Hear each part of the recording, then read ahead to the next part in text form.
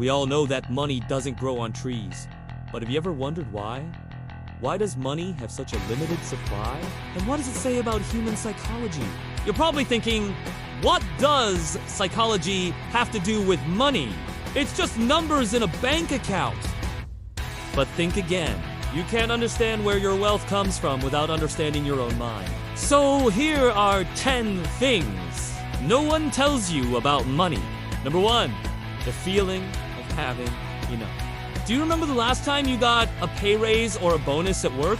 How did it make you feel? For a moment, you may have felt proud or satisfied, but then something funny happened. You started to feel anxious.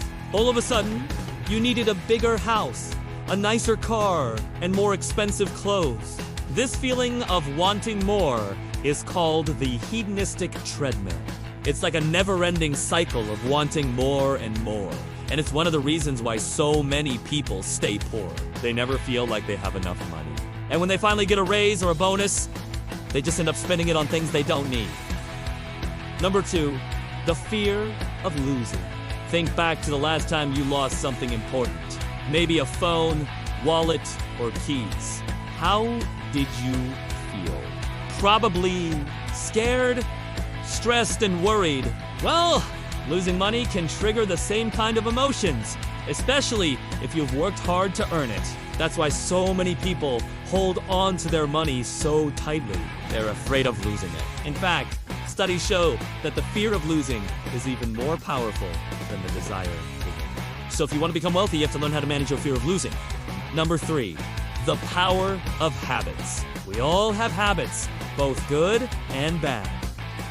The difference between rich people and poor people is that rich people have good financial habits, while poor people have bad financial habits. For example, rich people tend to save and invest regularly, while poor people tend to spend all their money on wants rather than needs. If you want to become wealthy, you need to develop good financial habits. And the best way to do that is by understanding the psychology of money. Number 4, the illusion of control.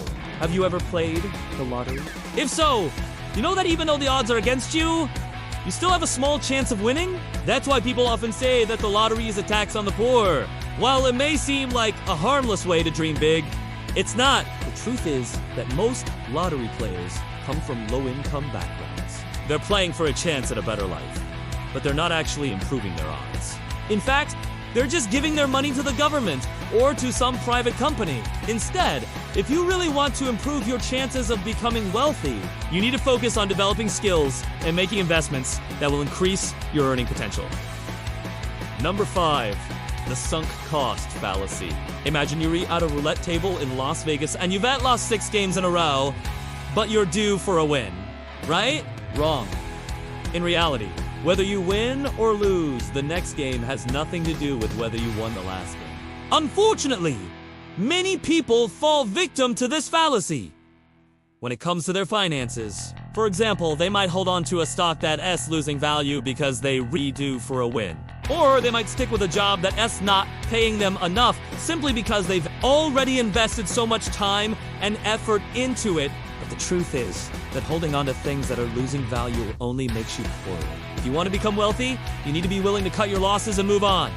It's number 6, the endowment effect. When it comes to money, we tend to value things more highly if we own them.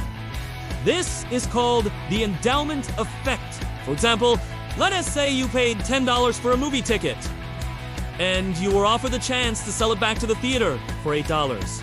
You probably wouldn't take that deal, even though it would make financial sense. On the other hand, if someone offered to buy the ticket from you for $12, you would probably jump at the chance. But the truth is that the ticket is worth exactly what you paid for it. $10. The endowment effect can keep you poor because it prevents you from selling your possessions for a fair price. To avoid falling victim to this fallacy, try to think of yourself as an investor rather than an owner. If you view your possessions as investments, you'll be more likely to sell them when it makes sense financially.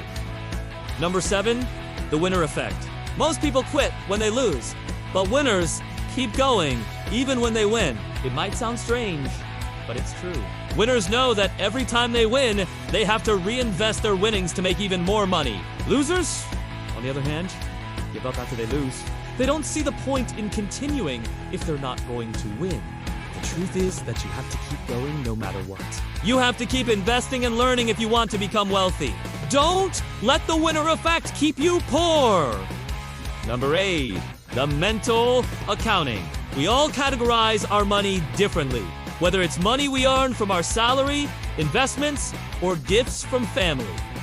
But the truth is that all money is fungible. This means that $1 earned from one source is exactly the same as $1 earned from another source. Unfortunately, many people fall victim to mental accounting, which keeps them poor. Instead of seeing all money as equal, they assign different values to different sources of income. For example, they might feel guilty spending money from their investments, but have no problem spending money from their salary. But the truth is that all money is the same. You should use it to its best advantage, regardless of how you earned it. Number 9, the framing effect. The way something is presented to us can have a major impact on how we think about it. This is called the framing effect. For example, let's say you're offered a choice between 2 job offers. One offer pays $50,000 a year, while the other pays $45,000 a year, but with a $5,000 signing bonus. Most people would choose the first offer, but it's actually the same thing. The second offer is just framed more favorably. By understanding the framing effect, you can learn to see through these mental tricks and make better decisions. Number 10, the loss aversion. We all hate losing more than we love winning.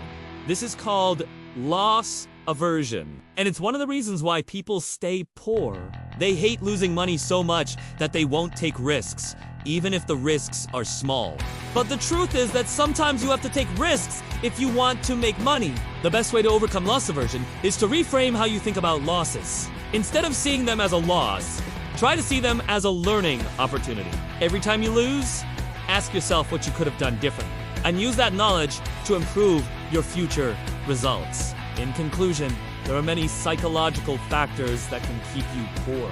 But by understanding these factors, you can learn to overcome them and achieve your financial goals. Remember, becoming wealthy isn't just about making a lot of money. It's also about keeping and growing that money. So take the time to learn about the psychology of money and develop the habits and mindset of a wealthy person.